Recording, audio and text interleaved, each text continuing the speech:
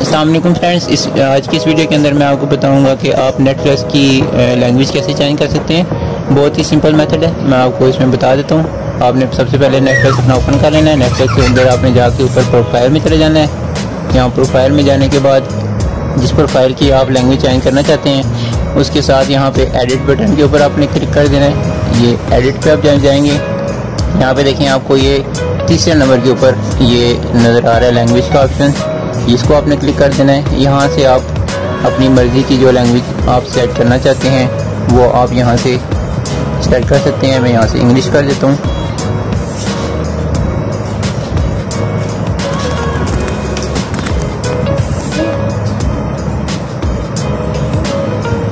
ये देखें language change हो गई है। यहाँ पे आपने आके डन पे क्लिक कर देना है।